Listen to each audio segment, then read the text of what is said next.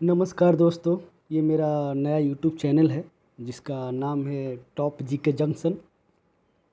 इसमें आप लोगों को स्टडी मटेरियल मिलेगा और अगर आप कॉम्पिटिटिव एग्ज़ाम का तैयारी करते हैं तो इसमें आपको सहूलियत मिलेगा। आप हमारे चैनल को विज़िट कीजिए, अगर आपको अच्छा लगता है तो सब्सक्राइब कीजिए, लाइक कीजिए और स्टडी ग्रुप में इसको शेयर करना ना भूलिए। चलिए चलते हैं फर्स्ट क्वेश्चन की ओर। तो हमारा पहला क्वेश्चन है, किस मुगल सम्राट ने अंग्रेज़ों को शाही फरमान जारी किया जो बाद में चलकर कंपनी का मैग्ना कार्टा कहलाया? तो 4 विकल्प है, आपको आंसर देना है इसमें। तो मैं बता दूं, इसका आंसर होगा फारूक सियर। फारूक सियर पहला मुगल सम्राट था जिसने शाही फरमान जारी किया। शाही फरमान का आशय है कंपनी को कुछ रियायत दी गई जिससे कंपनी फ्री होकर के भारत में काम कर सके। दूसरा क्वेश्चन है, आधुनिक पंजाब का श्रेय किस सिख मिसल को दिया जाता है? तो दोस्तों इसका सही आंसर हो जाएगा शुकरचकिया मिसल। शुकरचकिया मिसल को आधुनिक पंजाब का श्रेय दिया जाता है। कर्पूर सिंह के मृत्यु के बाद जस्सा सिंह आले हुलिया ने दल खालसा को 12 मिसलों में विभाजित कर दिया, जिसे सबसे मजबूत मिसल भंगी मिसल था। अगर हम बात करें कि सबसे मजबूत मिसल कौन सा, तो इसमें भंगी मिसल सबसे मजबूत मिसल था। लेकिन आधुनिक पंजाब का श्रेय किस मिसल को दिया जाता है? तो शुकरचकिया मिसल इसका राइट आंसर हो जाएगा। तीसरा क्वेश्चन की ओर चलते हैं, बहुत इंपॉर्टेंट वीवीआई क्वेश्चन है। आर्य समाज का बाइबल किस भारतीय रचना को कहा जाता है? 4 विकल्प है, इसका सही आंसर हो जाएगा सत्यार्थ प्रकाश। सत्यार्थ प्रकाश को आर्य समाज का बाइबल कहा जाता है। ये भारतीय रचना है। इसमें विकल्प है इंडियन मिरर। इंडियन मिरर पत्रिका है, इसके संस्थापक कौन है?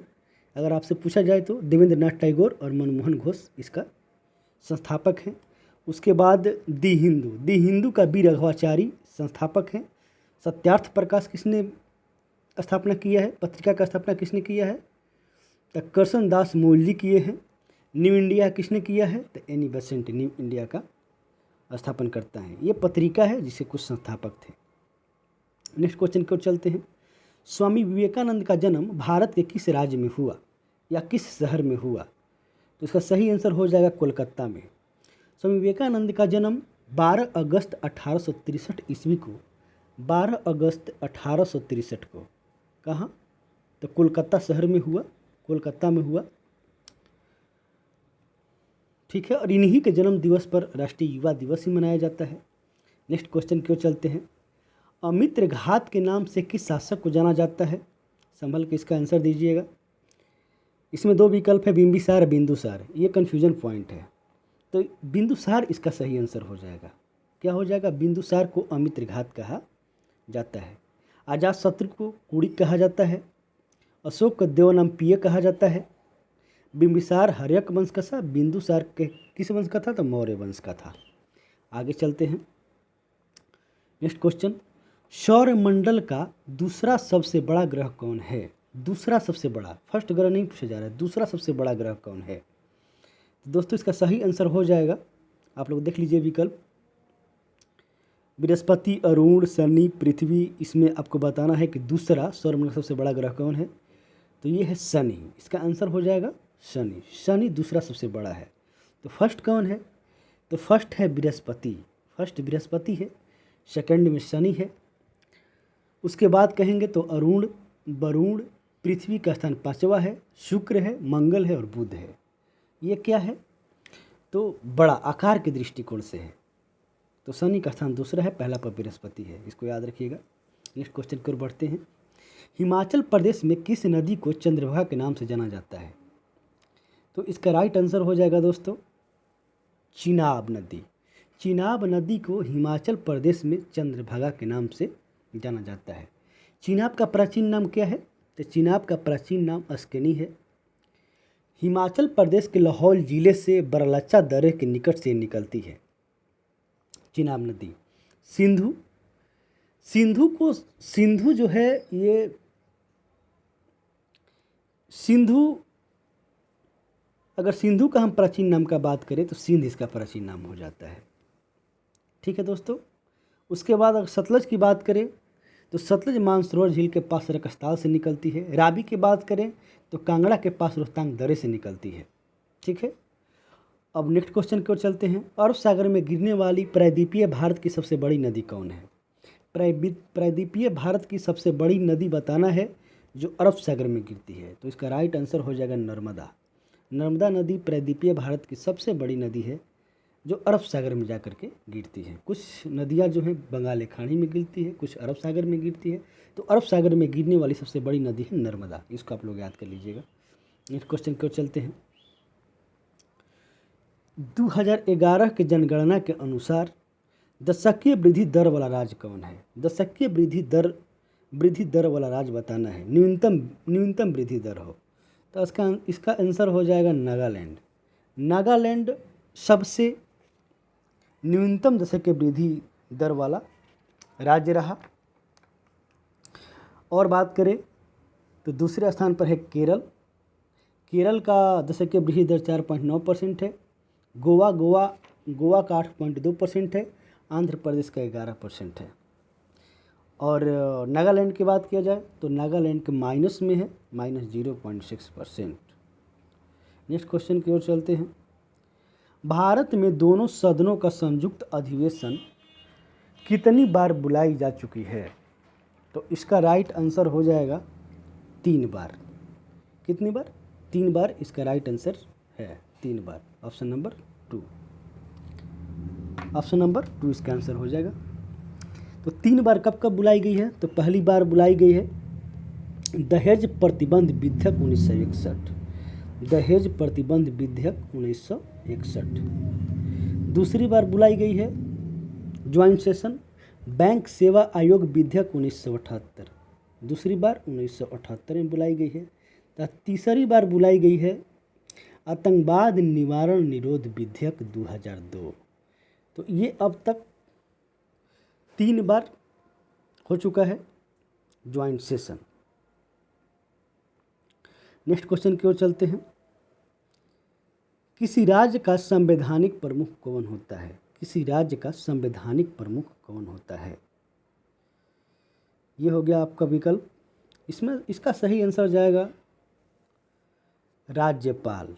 किसी राज्य का संवैधानिक प्रमुख होता है राज्यपाल। ठीक है दोस्तों, इसका सही आंसर है राज्यपाल। नेक्स्ट क्वेश्चन की ओर बढ़ते हैं। नेक्स्ट क्वेश्चन हमारा है किसी राज्य में मंत्री परिषद का प्रधान कौन होता है? तो मंत्री परिषद का जो प्रधान होता है वो होते हैं मुख्यमंत्री। किसी भी राज्य का मंत्री परिषद का प्रधान मुख्यमंत्री होता है। नेक्स्ट क्वेश्चन की ओर चलते हैं। किस अनुच्छेद के तहत राज्यपाल द्वारा विधानसभा में आंग्ल भारतीयों को प्रतिनिधित्व दिया जा सकता है? राज्यपाल द्वारा विधानसभा में आंग्ल भारतीयों का प्रतिनिधित्व दिया जा सकता है, कितना अनुच्छेद? इसको आप लोग राइट आंसर कीजिए। इसका सही आंसर हो जाएगा अनुच्छेद 333 के तहत। अनुच्छेद 333 के तहत राज्यपाल द्वारा विधानसभा में आंग्ल भारतीयों का प्रतिनिधित्व दिया जा सकता है। वहीं अगर बात किया जाए अनुच्छेद 332 की, तो अनुसूचित जाति, अनुसूचित जनजाति तथा इन जातियों को विधानसभा में आरक्षण है। अनुच्छेद 335 अनुसूचित जाति, अनुसूचित जनजाति एवं पिछड़े वर्गों को विभिन्न सेवा में पदों पर आरक्षण है। और अनुच्छेद 331 की बात की जाए तो राष्ट्रपति द्वारा आंग्ल भारतीय समुदाय को लोकसभा में मनोनयन का प्रावधान है। नेक्स्ट क्वेश्चन को चलते हैं। राष्ट्रीय विकास परिषद का गठन कब हुआ? राष्ट्रीय विकास परिषद का गठन कब हुआ? तो इसका गठन हो जाएगा, राष्ट्रीय विकास परिषद का गठन 1952 में हुआ। कब? 1952 में राष्ट्रीय विकास परिषद का गठन हुआ। राष्ट्रीय विकास परिषद को ही सुपर कैबिनेट भी कहा जाता है। इसका अध्यक्ष प्रधानमंत्री होते हैं। अच्छा बताइए, ये सुपर कैबिनेट राष्ट्रीय विकास परिषद को किसने कहा था? तो के संथानम ने। के संथानम वो व्यक्ति थे जिन्होंने सुपर कैबिनेट की संज्ञा दी थी राष्ट्रीय विकास परिषद को। देश में पहली औद्योगिक नीति की घोषणा 8 अप्रैल 1948 को किसके द्वारा किया गया? इसका सही आंसर चला जाएगा डॉक्टर श्यामा प्रसाद मुखर्जी के द्वारा। 8 अप्रैल 1948 को भारत में पहली औद्योगिक नीति की घोषणा की गई। नेक्स्ट क्वेश्चन की ओर चलते हैं। Question number 16। पराक्रम दिवस किस तिथि को मनाई जाती है? तो पराक्रम दिवस ये मनाई जाती है 23 जनवरी को। किनका जन्म दिवस है 23 जनवरी को बताइए? 23 जनवरी को सुभाष चंद्र बोस की जन्म दिवस है। इसी के उपलक्ष्य में पराक्रम दिवस भारत सरकार द्वारा 2021 से मनाया जा रहा है। सुभाष चंद्र बोस की 125वीं जयंती पर 23 जनवरी को पराक्रम दिवस मनाया गया। नेक्स्ट क्वेश्चन, आगे चलते हैं। लुम्बिनी स्थान किस व्यक्ति से जुड़ा हुआ है? तो लुम्बिनी स्थान जो है वो गौतम बुद्ध से जुड़ा हुआ है। इसका सही आंसर हो जाएगा गौतम बुद्ध। नेक्स्ट क्वेश्चन की ओर चलते हैं। विश्व मोहन भट्ट का संबंध किस वाद्य यंत्र से है? वाद्य यंत्र से भी बहुत सारे क्वेश्चन पूछ लिए जाते हैं। तो ये विश्व मोहन भट्ट जो है ये गिटार बजाते हैं। इसका सही आंसर गिटार होगा। नेक्स्ट क्वेश्चन की ओर चलते हैं। एसएच ट्रॉफी का संबंध किस खेल से है? एसएच ट्रॉफी इसका संबंध है क्रिकेट से। ऑस्ट्रेलिया और इंग्लैंड के बीच में ये खेला जाता है एसएच ट्रॉफी। तो क्रिकेट से है इसका संबंध। कानकुन सम्मेलन का संबंध किससे है? लास्ट क्वेश्चन है, कानकुन सम्मेलन का संबंध किससे है? तो इसका सही आंसर हो जाए ग्रीन फंड की स्थापना के लेकर के कानकुन सम्मेलन हुआ। कब हुआ? कानकुन सम्मेलन 2010 में हुआ। तो दोस्तों ये था हमारा टॉप 20 क्वेश्चन जो मैंने आप लोग कराया। अगर आप लोगों को अच्छा लगा हो तो कृपया चैनल को सब्सक्राइब करें, लाइक करें और अपने स्टडी मटेरियल ग्रुप जितने भी हैं उनमें शेयर करें और अपना सपोर्ट हमको बनाए रखें। धन्यवाद। थैंक यू दोस्तों। नमस्कार।